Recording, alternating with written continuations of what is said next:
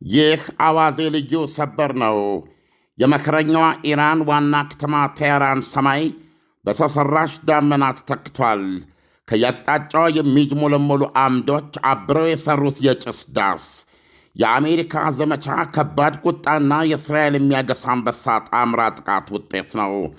በተለይም የእስራኤል ጦር የለቀቀውና የእስላማዊ አብዮታዊ ዘብ ኮሩ ጋር የተያያዙ የሕንፃ ጫካዎች በጋራ እንደ ከሴ ችቦ የነደዱበት ጭስ ሰማይ ላይ የሚገማሸር የደመናዎች ኅብረ ስደት መስሎ መታየቱም እንደው በዚህ ውስጥ የተረፈ ሰው አለ ወይ የሚያሰኝ ነው። የአሜሪካው ፕሬዚደንት ዶናልድ ትራምፕ በዛሬው የፎክስ ኒውስ ቃለ ምልልሳቸው በዛሬው ጥቃት ጋር በተያያዘ 48 የኢራን አመራሮች ተፈጅተዋል ብለዋል። ዳንኤል፣ ዜናው በርካታ ነው።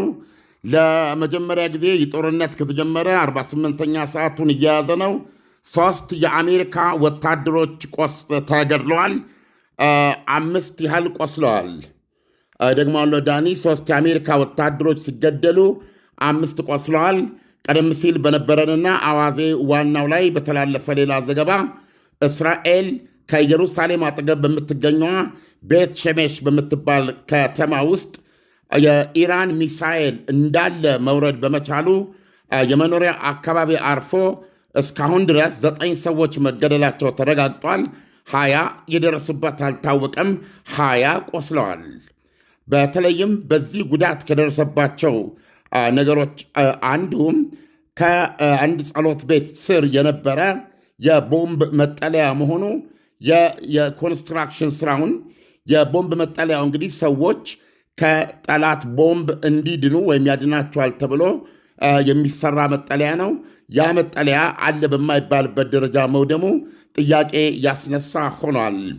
በተያያዘ ዜና የአሜሪካ ጦር አንድ የኢራን ባህር ኃይል የጦር መርከብን ባለፈው ትናንትና እንደመታትና ዛሬ ተጠቃላ በመስመጥ ላይ እንደምትገኝ በባህረ ሰላጤው የአሸዋ ስር እየሰረገች መሆኑ ታውቋል። ዳንኤል፣ በእንዲህ እንዳለ የኢራኑ ፕሬዚደንት ፔዜሽኪያን በቪዲዮ ተቀርጾ በቴሌቪዥን በተላለፈ መልእክታቸው እሳቸውም አባል የሆኑበት ኢራንን በአያቶላው ምትክ የሚመራ ባለ 3 ሰው ኮሚቴ መመረጡን አስታውቀዋል።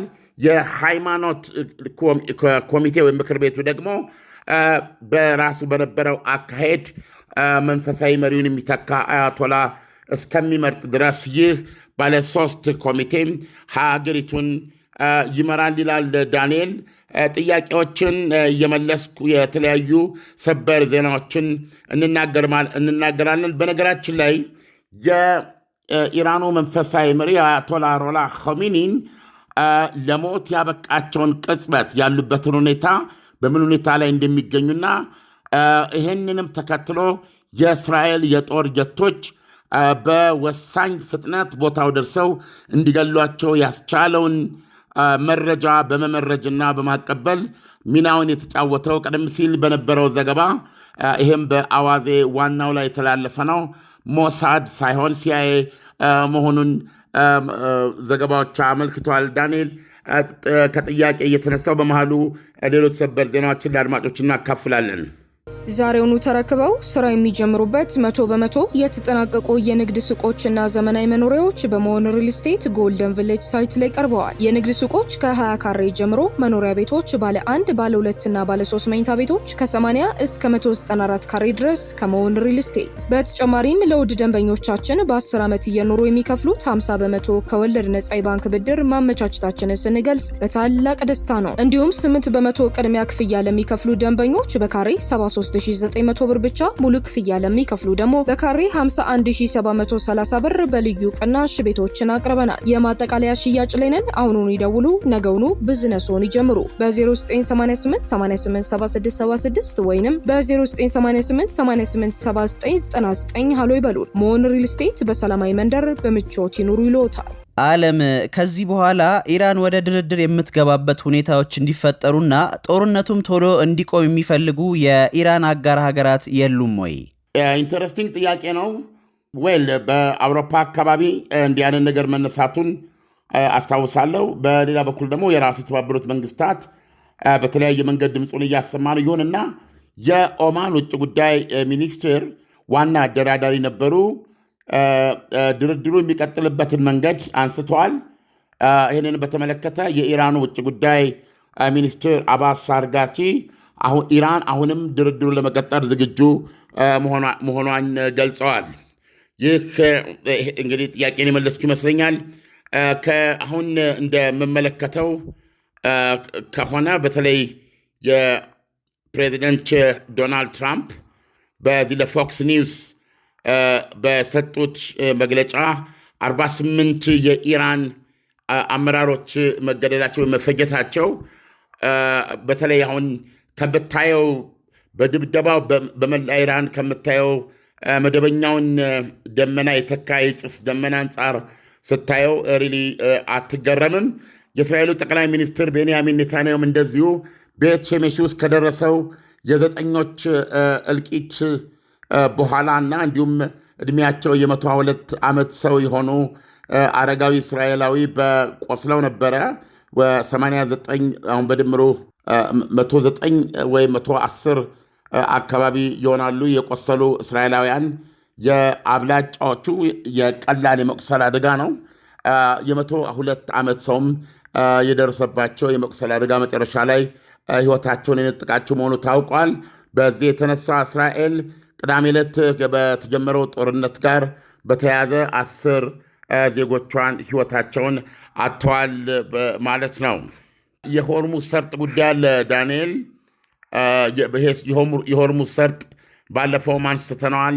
የዓለም 20 በመቶ የነዳጅና የጋዝ መተላለፊያ ነው። የኢራን እስላማዊ አብዮታዊ ዘብ ኮር ሰርጡ መዘጋቱን አስታውቋል። ከዚህ ጋር በተያያዘ መሆን አለበት።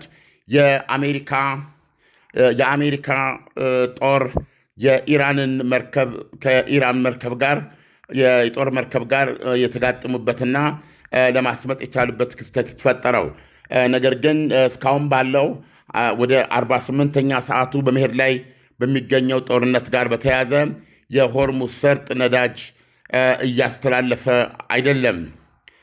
ከዚህ ጋር በተያያዘ በጣም የሚገርም ኢራን በዚህ በሰላጤው ሀገሮች የአሜሪካ ጦር ሰፈር ባለባቸው ሀገራት ላይ የምተኩሳቸው ሚሳይሎችም አንዳንዶቹ ኢላማ እንደመቱ ነው የሚዘገበው።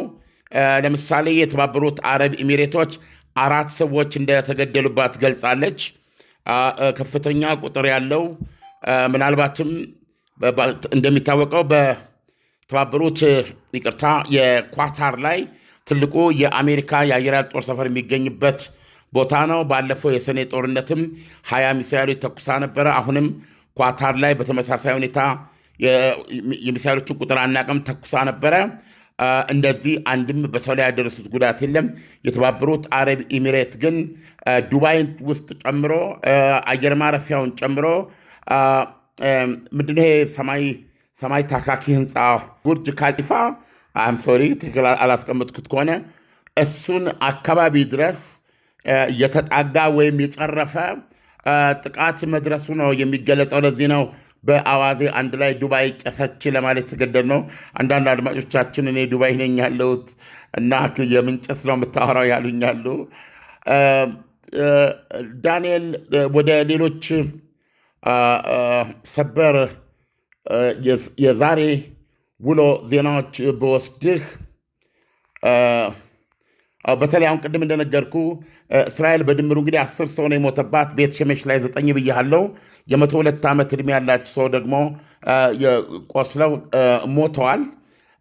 ይህንም በተመለከተ ቤንያሚን ኔታንያሁ ከቴል አቪቭ የመከላከያ ሚኒስቴር ህንፃ ጣራ ላይ ሆነው ለጋዜጠኞች በሰጡት መግለጫ እስራኤል ድብደባዋን በከፍተኛ ደረጃ እንደምታጠናክርና እንደምትጨምር ነው የገለጹት። እሱ ዜና ላይ መለስበታለሁ።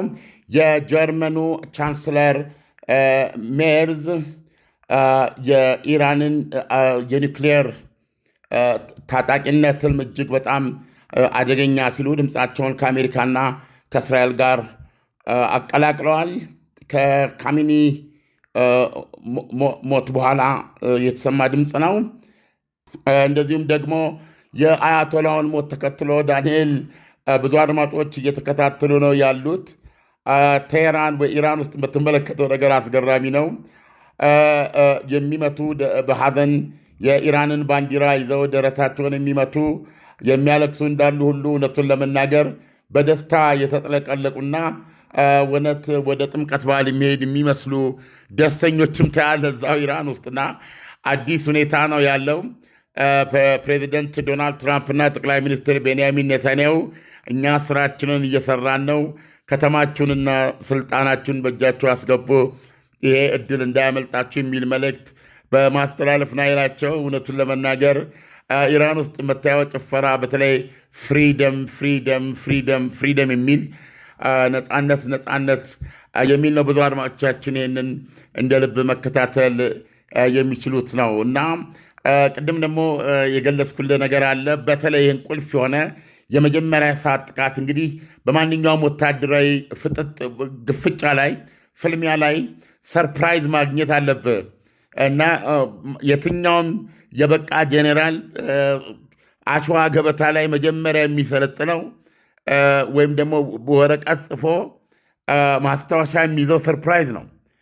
ምንጊዜም ጥቃትህ በጠላትህ የሚገመት እንጂ የሚታወቅ መሆን የለበትም። ስለዚህ በጣም የሚገርም ነው። ይሄ ዘመቻ ቅዳሜ ዕለት ከነጋ በኋላ ሲጀምር የተቀዳጀው ሰርፕራይዝ የሚገርም ነው። የእስላማዊ አብዮቱን የኢራንን መሪ አይደለም፣ በአጠቃላይ የሺአ የተጋትሮ ተራዳ ዋና አምዱን ኤምፓየር ነው።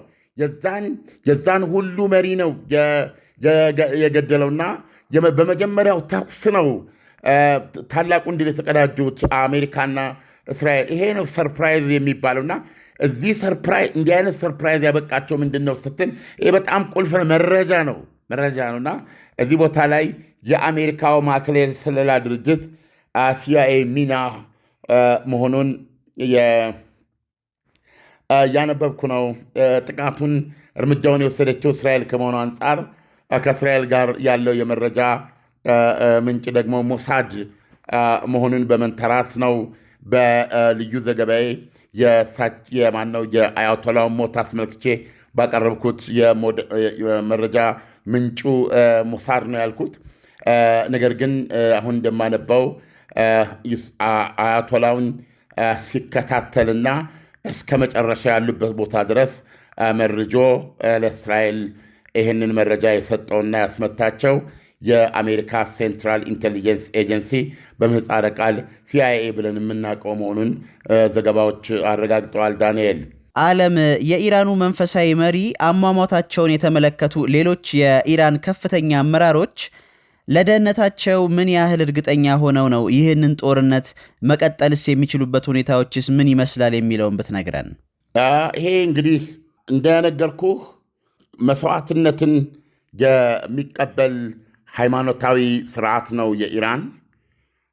ስለዚህ እነሱ ሻሂድነት ነው የሚሉት፣ እንደ ጽድቅ ነው የመጨረሻ ጣፈንታ ሆኖ ከመጣ እንደ ጽድቅ ነው የሚቆጥሩትና ሌላው ደግሞ እኔም እንዳንተ በተለይ ሆናለሁ የሚልበት ሁኔታ ነው ያለውና አያቶላው እንግዲህ በ8,000 ሰው የዋና ቁልፍ የሚባል የእስላማዊ ዘብ ምርጦች ይጠበቅ የነበሩ ሰው በዚህ መንገድ መገደላቸው ስጋት እሱን ተከትሎ ከሐዘን ውጪ ለምሳሌ በግልጽ እንደምትመለከተው ፕሬዚደንቱ በአሁን የ3 ሰው ኮሚቴ አቋቁሞ ሀገሪቱን እየመሩ መግለጫ እየሰጡ እንግዲህ በመሪነት ሚናቸውን እየተወጡ ነው የምናየው። እንደውም እሳቸው ራሳቸው ከመንፈሳዊ መሪው ጋር አብረው ተገድለዋል የሚል ነበረ የመጀመሪያ የእስራኤል የቴሌቪዥን ዘገባ። አሁን እሳቸው በሕይወት መኖራቸው ብቻ ሳይሆን ከአያቶላው ቀጥሎ በአሁኑ ሰዓት ኢራንን በመምራት ላይ የሚገኙት እኚሁ ሰው ናቸው። እንደዚሁም ደግሞ ውጭ ጉዳይ ሚኒስትሩ የኢራን አንደበት ሆነው እስካሁን ድረስ አይተናቸዋል። አሁንም ድረስ መግለጫ ይሰጣሉ። የት ውስጥ ተደብቀው ነው የሚለው ዳንኤል ለማወቅ አስቸጋሪ ነው። አርጋስ አባቺ ነገር ግን ያ አያቶላ አሊ ካሚኒን የገደለው እርምጃ ነገ ከነገ ወዲያ እሳቸው ላይ አይመጣም ማለት አይቻልምና አሁን ፕሬዚደንት ዶናልድ ትራምፕ የነገሩን 48 የኢራን አመራሮች ተገድለዋል ነው ያሉትና ከዚህ ውስጥ ያሉትና የሞቱት እነማን ናቸው የሚለውን እንመለከታለን ማለት ነው። ለጥያቄ መልስ ለመስጠት ግን እውነቱን ለመናገር ለሰማዕትነት የሚሽቀዳድሙ ናቸው። ከአብዛኛው ኢራናዊ ጋርም ያለው ቅራኔ ኢራናውያን እንደ እምነት አላቸው። እንደ ሰው ደግሞ የራሳቸው ሕይወት አለ፣ የራሳቸው የሕይወት መንገድ አለ፣ ስልጣኔ የሚባል ነገር አለ። ከዓለም ጋር መተሳሰር እና ከአካባቢ ጋር በተዛምዶ በተፋቅሮ የመኖር ፍላጎት ያላቸው ቀላል አይደሉም። ስለዚህ አሁን ያለው የኢራን ሃይማኖታዊ መንግስት ኢዲዮሎጂ ብዙዎቹ የሚገዙት ነው ተብሎ አይታስብም። እንዲያው ከፍለ እንኳ ግማሽ ያሉ ይገዛዋል ብትል ለግማሽ ያሉ የመጨረሻ አፍና አፍንጫን እፍና አድርጎ አየር የማጣት ያክል ከባድ ነው። ስለዚህ ይህንን ነው የምትመለከተው።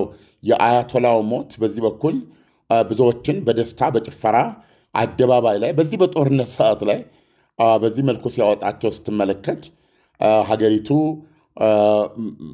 የነበረችበት ሁኔታ የሚያሳይ ነው። ዳንኤል፣ በነገራችን ላይ እዚህ ጋ አሁን እንደመለከተው አሊ ካሚኒ በተገደሉ በመነጋታው ይለኛል ዶናልድ ትራምፕ ከኢራን መሪዎች ጋር እንደሚነጋገሩ እየገለጹ ነው። ዳንኤል፣ ቅድም ላነሳው ጥያቄ አይ ቲንክ ወቅታዊ ምላሽ ይመስለኛል። ይሄ የድርድሩ ጉዳይ እንደገና በተባበሩት መንግስታት በአውሮፓ በኩል እንዲሁም ደግሞ በኦማን መነሳቱን አርጋሳባችም ለውይይት ዝግጁ ነኝ የሚል ነው። እንግዲህ ዶናልድ ትራምፕ እየተነጋገሩ ያሉት ምንድን ነው ሊሆን የሚችለው? እንደምታየው በእውነት ኢራን እየነደደች ነው። እንዴት ግን ዶናልድ ትራምፕ የሚያወሩት ምንድን ነው? ዶናልድ ትራምፕ ከኢራን መሪዎች ጋር እያወሩ ነው የሚል ከሆነ አሁንም እንደዛ 3 ጥያቄዎች የኢራን ኒውክሌርን እርም ማለት ዜሮ፣ ምንም አይነት ኒውክሌር የማበልጸግና በዚህም የተነሳ ምንም አይነት የኒውክሌር ማብለያ ሪያክተርስ አልቦ ነው የምትሆነው። ይህን የምትስማማ ከሆነ ምንም አይነት ረጅም ርቀት መቺ ሚሳይል አይኖራትም፣ ያሏትንም ታወድማለች ማለት ነው። በሶስተኛ ደረጃ ደግሞ የተጋትሮ ተራዳ የሚባለውና እንዳለ የማይቆጠረው ስለ ሄዝቦላ ነው ዋናው። ሶሪያን ገትሮ የያዘ የየመን ሁቲዎችን ያቋቋመ የኢራን ተወርዋሪ የኢራን የግንባር ጦር ሁሉን ነገር የነበረ ነው። እሱ የለም። እንደዚሁም ደግሞ ኢራቅ ውስጥ ያሉ ደጋፊ ኢራን የሚሊሻ ቡድኖችም የቦምብ ጥቃት ኢላማ ነበሩ። እነዚህን ሁሉ ስታስብ የተጋትሮ ተራዳው ጋር ምንም አይነት ግንኙነት ከዚህ በኋላ አለማድረግና ግንኙነትም ሊኖራት አይችልም፣ ምንም እርዳታም ድጋፉ ማድረግ አችልም የሚሉትን 3ቱን መሰረታዊ የእስላማዊ አብዮቱን እግሮች የሚቆርጥ የድርድር አቋም ያላቸው ዶናልድ ትራምፕ አሁን ከዚህ ሁሉ ድብደባ በኋላ የቀሩት የኢራን መሪዎች በዚህ ብለው ይስማማሉ ወይ? የሚስማሙ ከሆነ ድርድሩ መቀጠል ይችላል የሚል ሊሆን ይችላል። ግን ከዛስ በኋላ ምን ሊሆን ይችላል? ከዛስ በኋላ አሁን የኢራን ሕዝብ ይህንን ሁኔታ ይፈቅዳል ወይ?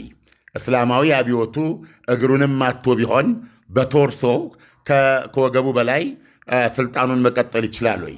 ይሄ እንዲቀጥልና እንዲጸና የሚያደርግ እርምጃ ዶናልድ ትራምፕ ሊወስዱ ይችላሉ ወይ?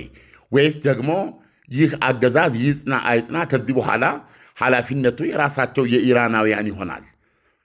ስልጣኑን መውሰድ ነበረባቸው ባለው ክፍተት አሁን ባለው ጊዜ ተጠቅመው ተቋሚዎች በለው የንቅናቄው አካላት በል አዲስ የህይወት እውነታ ለመፍጠር መንቀሳቀስ አለባቸው የሚል ነው እና ሪሊ በጥራት ለማየት የሚያስቸግር ነው።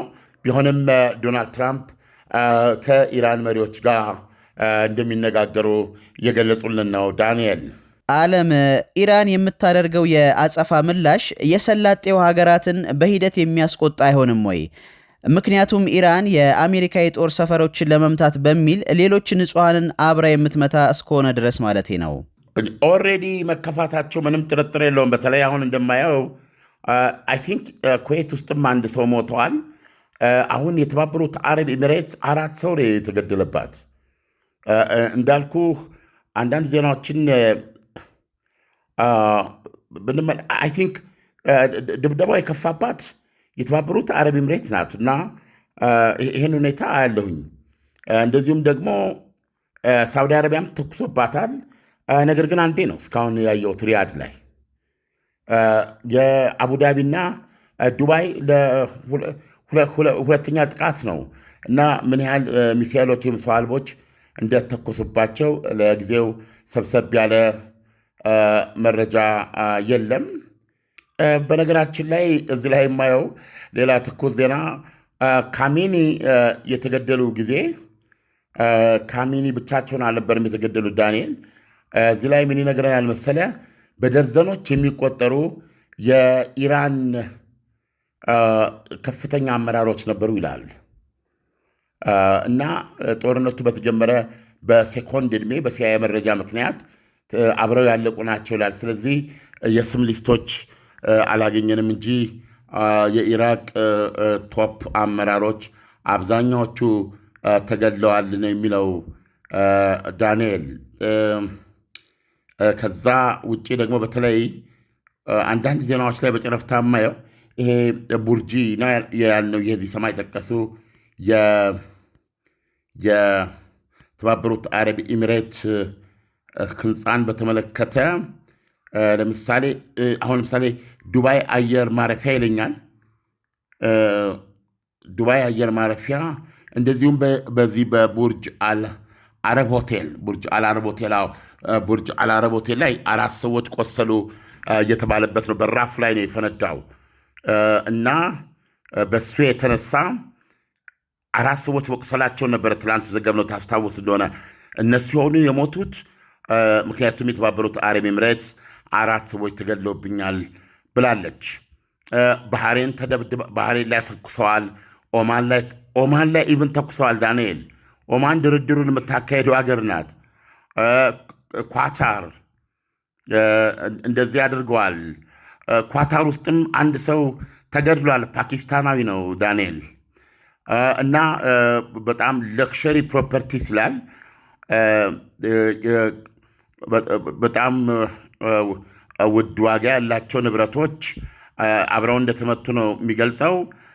ኳታር ቢያንስ 65 ሚሳይል ተኩሶብኛል የምትለው ዳንኤል።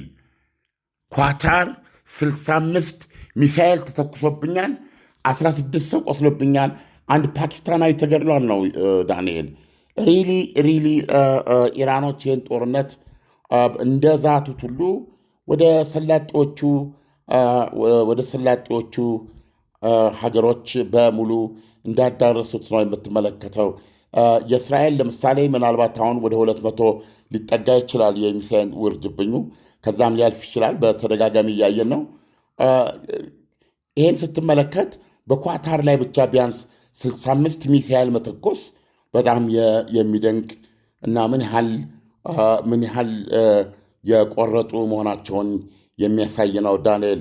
ይህንን ዘገባ አየር ላይ እናውለውና እስቲ አንድ አፍታ ጠብቀኝ። የኢራንን የጦር መርከብ የሰመጠችውን ትናንትና የተመታችው የትኛዋ እንደሆነች መረጃ ለመስጠት ያህል በጥያቄ ብታቆየኝ እኔ ፈልጌ ያገኛሉ ዳንኤል። ዓለም በዚህ ጦርነት ምክንያት የሆርሙዝ ሰርጥ ለምን ያህል ጊዜ እንደሚዘጋ አይታወቅምና ይህ ደግሞ በሌሎች ሀገራት ላይ የሚፈጥረው ውጥረት ሌላ ችግር የሚፈጥር አይሆንም ወይ? ይሄ ነገር እየገፋ ሄዶ ቀናት ወደ ሳምንታት የሚሄዱና ሰርጦ የሚዘጋ ከሆነ የነዳጅ ዘይት ዋጋ ጣራ ቀዶ ነው የሚወጣው። ስለዚህ ለብዙ ሀገሮች ኢኮኖሚ መቀመቅ ነው የሚሆነው። ይህ በደጋግመን ስንለው የቆየነው ነው። በእርግጥ አሜሪካ በዙሪያ ያከማቸችው ኃይልም ለሳምንታት ለመዋጋት ነው። ነገር ግን አሁን ማሰብ የሚገባው ኢራኖች ለሳምንታት መዋጋት ይችላሉ ወይ ነው። እስራኤል ባደረገችው ግምገማ በኢራኖቹ እጅ ቢያንስ በአሁኑ ሰዓት 2500 ሚሳይሎች አሉ ነው የሚባለው።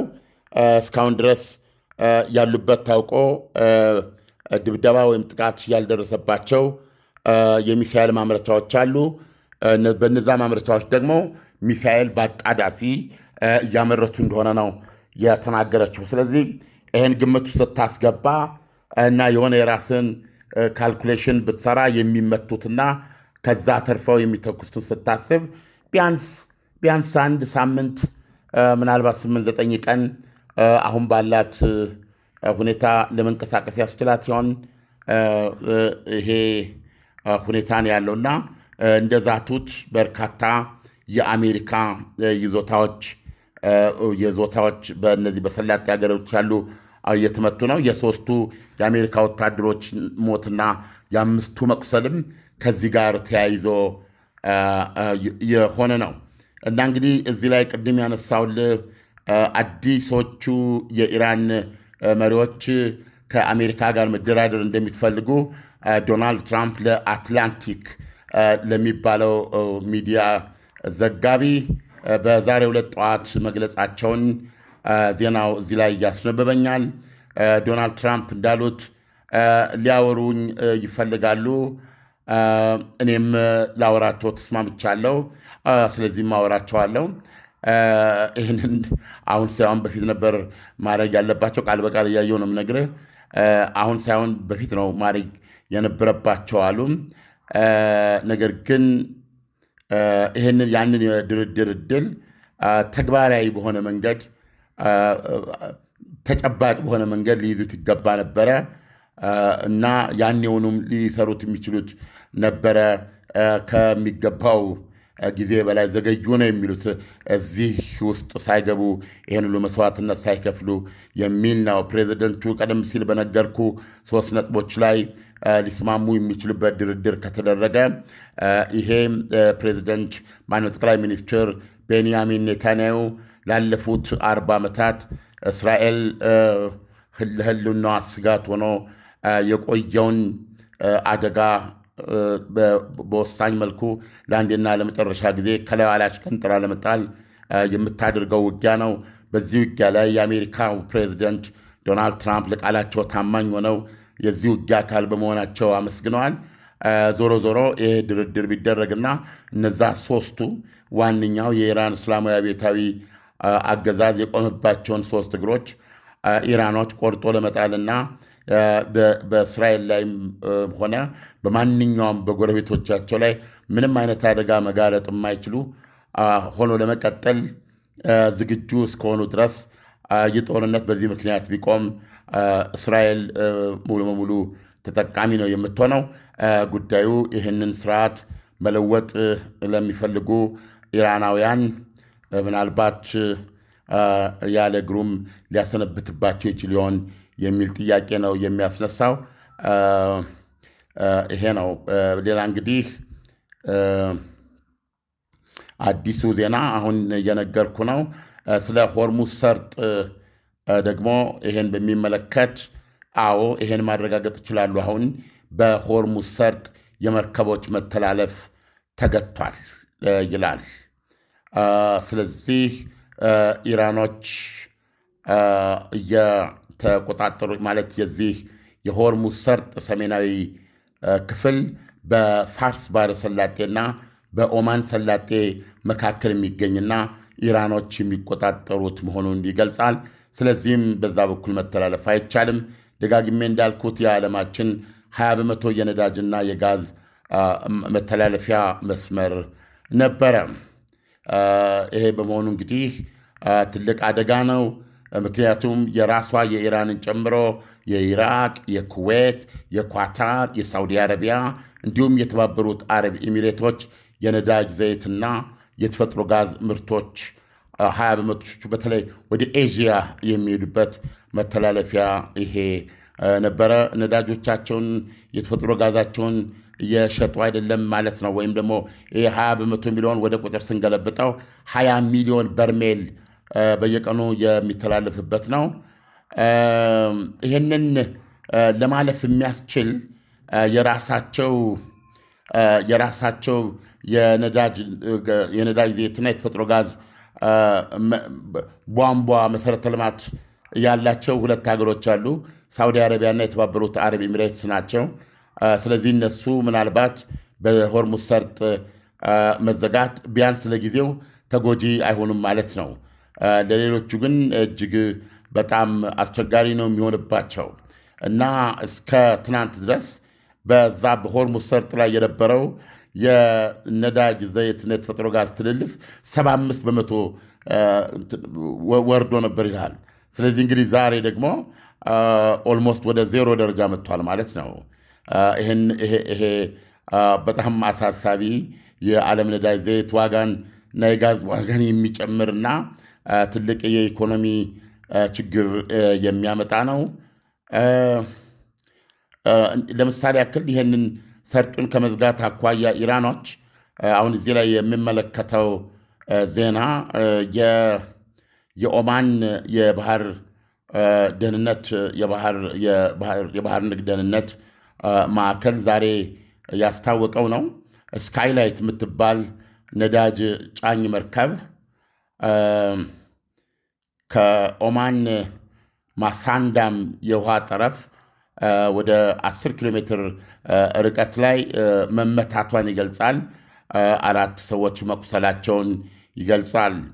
እንደዚሁም ሜርስክ እና ሃፓግ ሊዮድ የሚባሉ የዴንማርክ እና የጀርመን የመርከብ ኩባንያዎች በዚህ ማቋረጫ መተላለፋቸውን ከዛሬ ጀምሮ ማቋረጣቸውን ገልጸዋል። ስለዚህ ፕራክቲካሊ ኢራኖች ያሉት ነገር ይህ ጦርነት አንድ ተኩስ ቢኖር በሰላጤው በማንኛውም የአሜሪካ ጦር ሰፈር ያለባቸውን ቦታዎች እንመታለን፣ እስራኤልን እንመታለን፣ ለአሜሪካም ረጅም ማራቶን ጦርነት እንሰጣታለን ያሉትና የሆርሙዝ ሰርጥን እንዘጋለን በማለት የሰጡትን ቃል በተግባር እያሳዩ ነው። ዳንኤል፣ በሌላ ዙር ሰበር እንገናኛለን። አድማጮቻችን ከአዋዜ ልዩና ከአዋዜ ዋናው ጋር አብረው የቆዩ ዳንኤል ላይክ፣ ሼር፣ ሳብስክራይብ እንዲያደርጉ ጠይቋቸው። ዓለም፣ ለትንታኔው በጣም አመሰግናለሁ። መልካም ምሽት ይሁንልህ። መልካም ምሽት።